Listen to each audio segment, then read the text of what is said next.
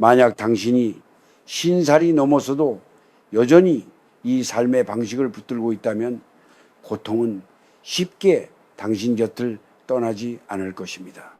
이 말이 좀 거칠게 들릴지 모르겠습니다. 하지만 저는 오래 살아온 사람으로서, 그리고 수많은 사람의 삶을 옆에서 지켜본 한 사람으로서 이제는 돌려 말하지 않기로 했습니다. 나이가 들수록 말은 줄어야 하고 진실은 더 분명해져야 하기 때문입니다.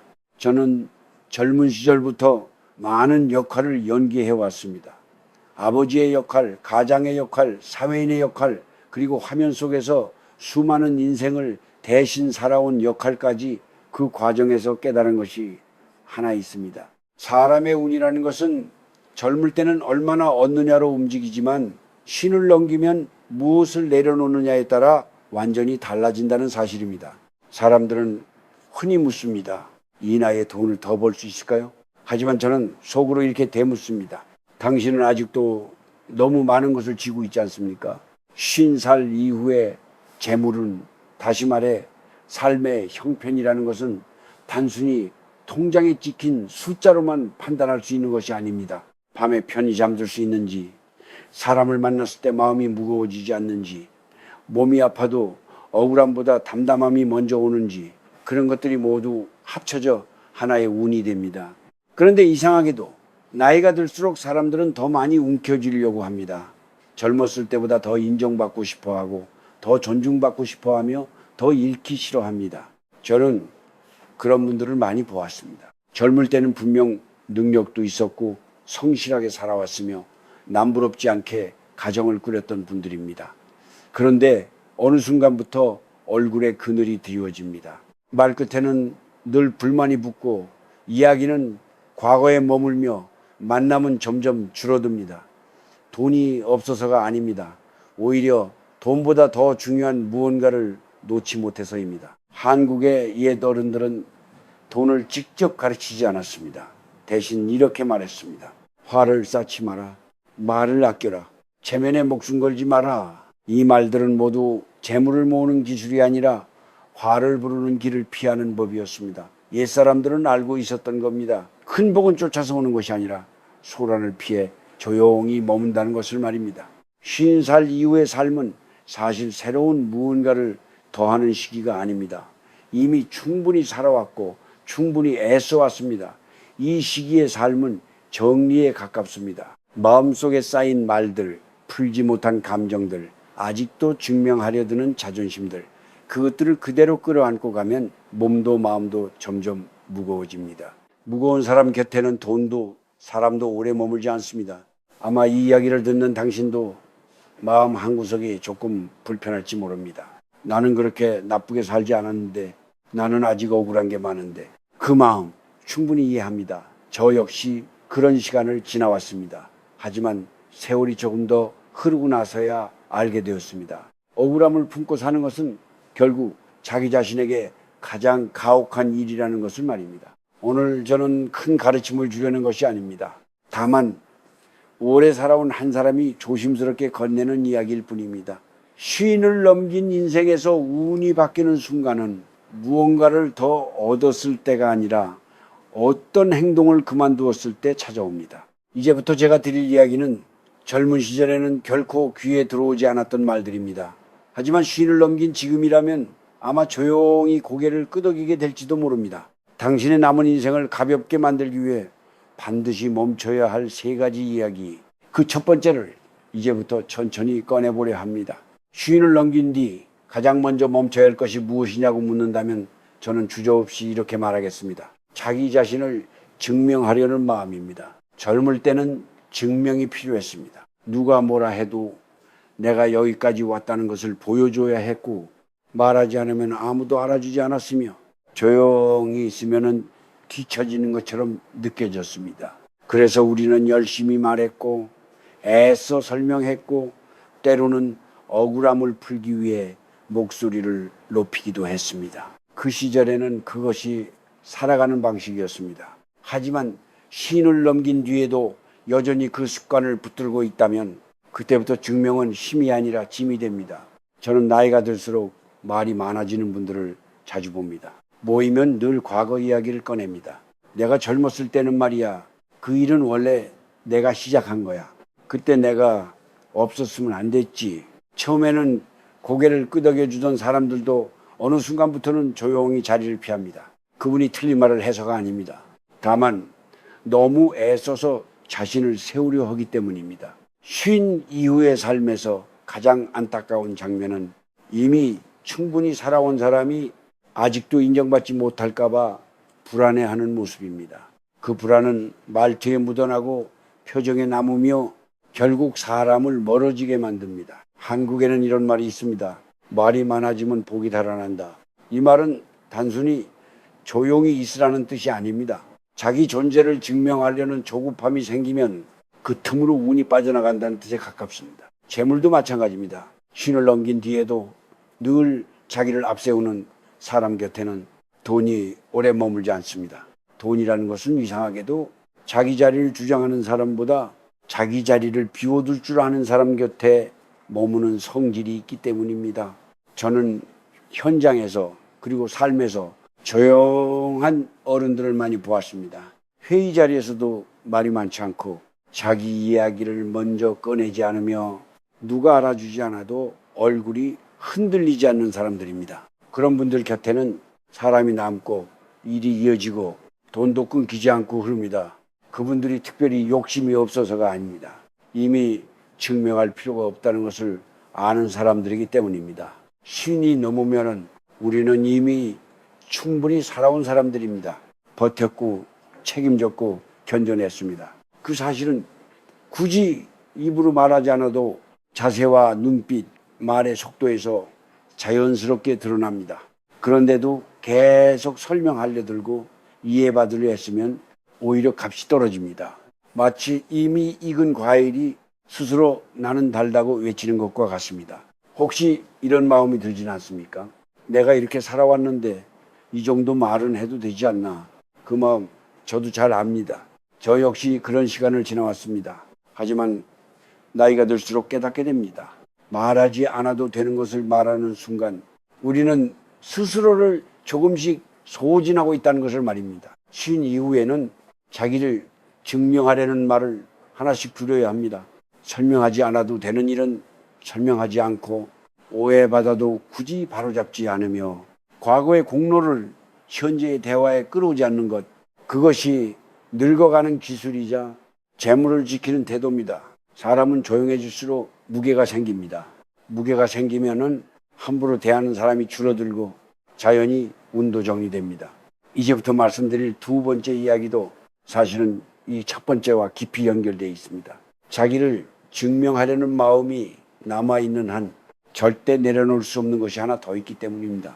그 이야기를 다음에 천천히 이어가 보겠습니다. 쉰을 넘긴 뒤 두 번째로 반드시 내려놓아야 할 것은 마음속에 오래 쌓아둔 원망과 비교하는 습관입니다. 이 나이가 되면 사람들은 기억력이 나빠진다고 말합니다. 하지만 제가 보기에는 꼭 그렇지만은 않습니다. 오히려 어떤 분들은 너무 또렷하게 기억합니다. 누가 자신을 무시했는지, 누가 도움을 주지 않았는지, 누가 고맙다는 말 한마디 하지 않았는지, 그 기억들은 세월이 지나도 흐려지지 않고 마치 마음속 장부처럼 차곡차곡 적혀 있습니다. 문제는 그 장부가 아무 이자도 붙지 않는다는 데 있습니다.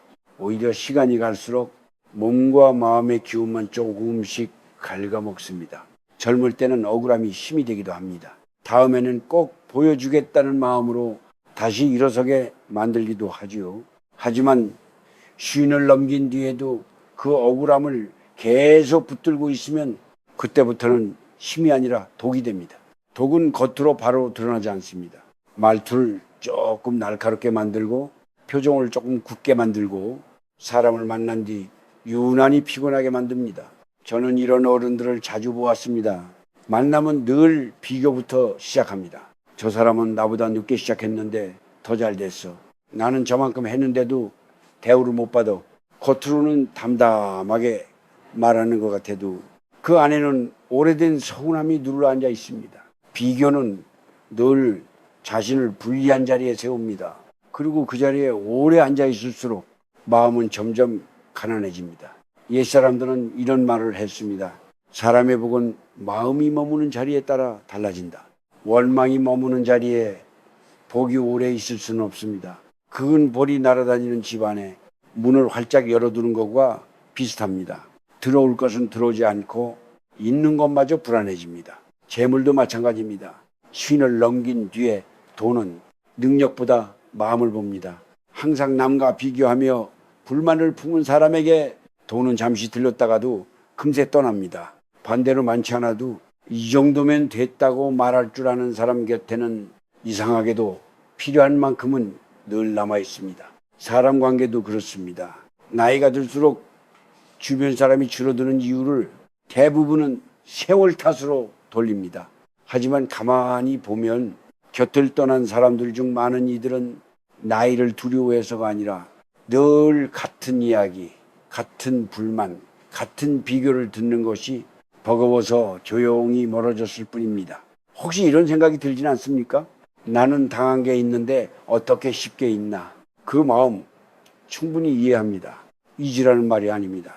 다만 가슴에 붙잡고 살 필요는 없다는 뜻입니다. 기억은 남겨도 좋습니다. 하지만 거기에 감정을 계속 묶어두면 남은 인생이 너무 무거워집니다. 쉰 이후의 삶은 싸워서 이기는 삶이 아닙니다. 피해서 사는 삶도 아닙니다.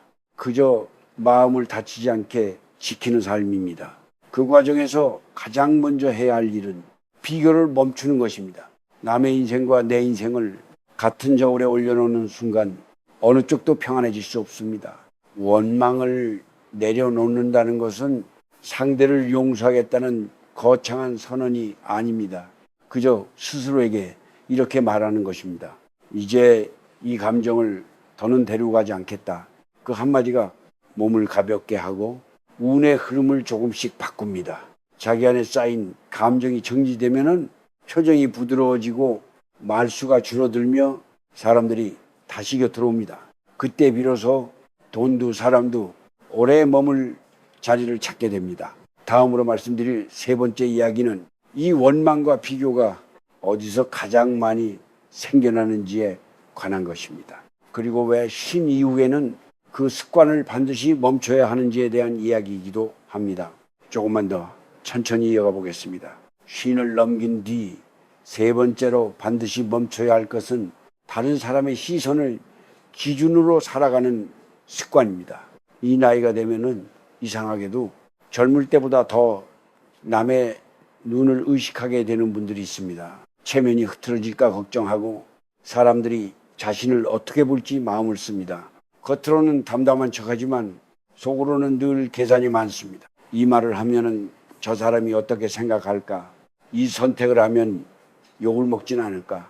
그렇게 하루를 보내다 보면 집에 돌아와도 마음이 쉬지 않습니다. 젊을 때는 남의 시선을 의식하는 것이 사회에 적응하는 한 방법이었습니다. 하지만 쉰을 넘긴 뒤에도 그 기준을 내려놓지 못하면 그때부터는 삶이 점점 마르고 거칠어집니다. 왜냐하면 이 나이의 에너지는 젊을 때처럼 많지 않기 때문입니다. 그 귀한 기운을 남의 평가에 쓰기 시작하면 정작 자신을 돌볼 힘이 남지 않습니다. 저는 이런 어른들을 자주 봅니다. 형편이 넉넉하지 않아도 명절이면은 무리해서 상을 차리고 남들 보기에 빠지지 않으려고 필요 없는 지출을 합니다. 몸이 아파도 괜찮다는 말을 먼저 하고 속이 상해도 웃으며 넘깁니다. 그 모습이 겉으로는 점잖아 보일지 몰라도 속은 점점 텅 비어갑니다. 한국의 옛 어른들은 체면은 밥을 먹여주지 않는다고 말했습니다. 체면은 잠시 사람의 입을 막아줄 뿐 몸을 살려주지도 마음을 쉬게 해주지도 않습니다. 그런데도 많은 분들이 신이 넘어서까지 체면을 삶의 중심에 두고 살아갑니다. 그 결과 돈은 늘 부족하다고 느끼고 몸은 이유 없이 지치며 사람을 만나고 돌아오면 더 허전해집니다. 특히 이 나이에는 존중받고 싶다는 마음이 강해집니다. 그 마음 자체는 잘못이 아닙니다. 문제는 그 존중을 스스로에게서가 아니라 타인의 반응에서 얻으려 할 때 생깁니다. 존중받기 위해 애쓰는 순간 우리는 이미 존중에서 멀어지고 있습니다. 쉰 이후의 삶에서 중요한 것은 누가 나를 어떻게 보느냐가 아니라 내가 나 자신을 어떻게 대하느냐입니다.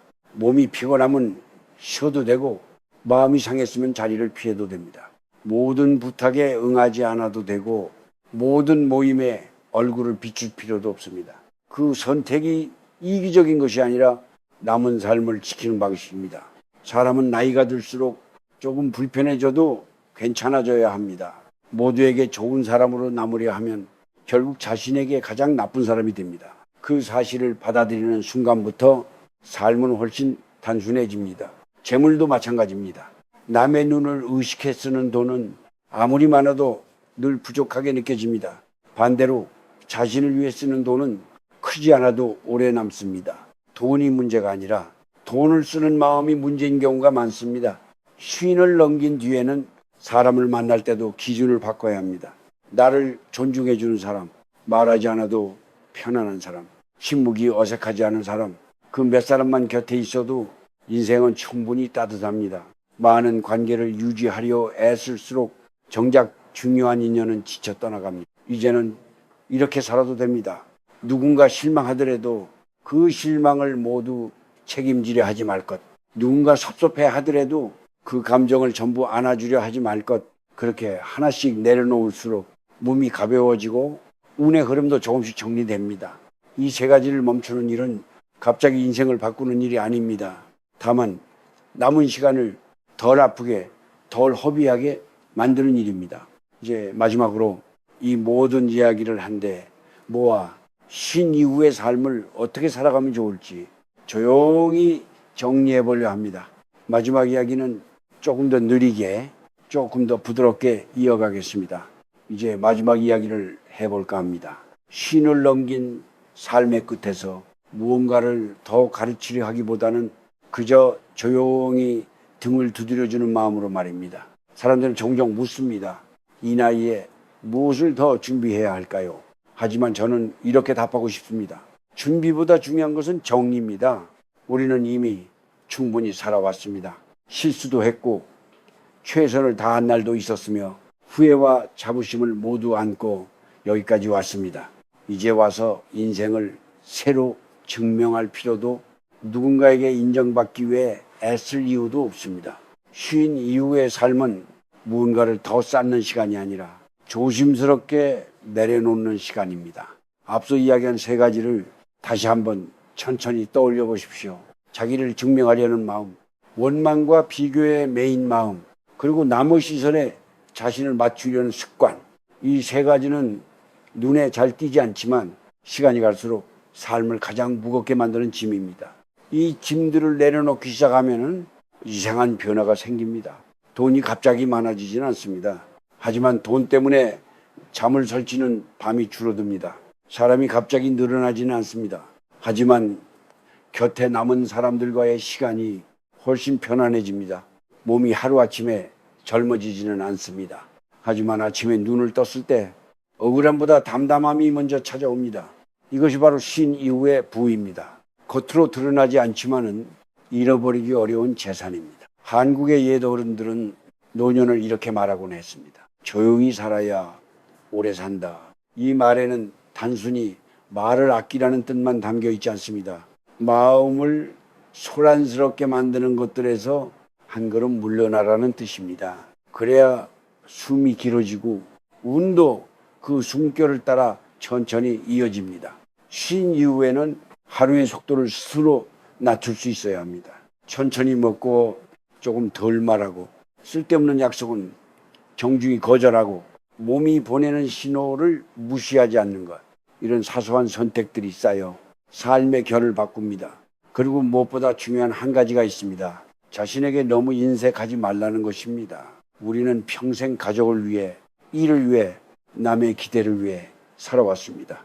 이제 남은 시간만큼은 스스로에게 조금 더 느그러워져도 괜찮습니다. 쉬고 싶을 때 쉬고 보고 싶지 않은 사람은 보지 않아도 됩니다. 그 선택이 이기심이 아니라 지혜라는 것을 이 나이가 되면은 알 수 있어야 합니다. 돈도 마찬가지입니다. 쉰 이후의 돈은 자랑이 아니라 안전을 위해 존재해야 합니다. 보여주기 위해 쓰는 돈은 항상 모자라고 자신을 지키기 위해 쓰는 돈은 비록 적어도 마음을 든든하게 합니다.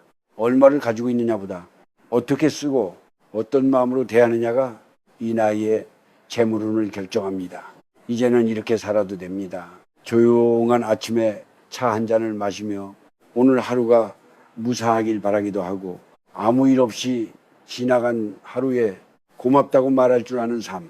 그 삶은 화려하지 않지만 쉽게 무너지지 않습니다. 마지막으로 이 말을 꼭 전하고 싶습니다. 나이 들면 실패가 아닙니다. 다만 선택의 기준이 바뀌는 시기일 뿐입니다. 무엇을 더 가질 것인가에서 무엇을 내려놓을 것인가로 질문이 바뀌는 순간 삶은 훨씬 부드러워집니다. 쉰을 넘긴 인생에서 가장 큰 부자는 가진 것이 많은 사람이 아니라 불필요한 것을 놓을 줄 아는 사람입니다. 그 사람의 얼굴에는 조급함 대신 여유가 있고 그 여유 속에 돈도 사람도 운도 자연스럽게 머뭅니다. 이제 당신의 남은 길이 조금은 가볍고 조금은 따뜻해지기를 바랍니다. 오늘 이 이야기가 무언가를 더 하게 만들기보다는 한 가지라도 덜하게 만드는 계기가 된다면 그것으로 충분합니다.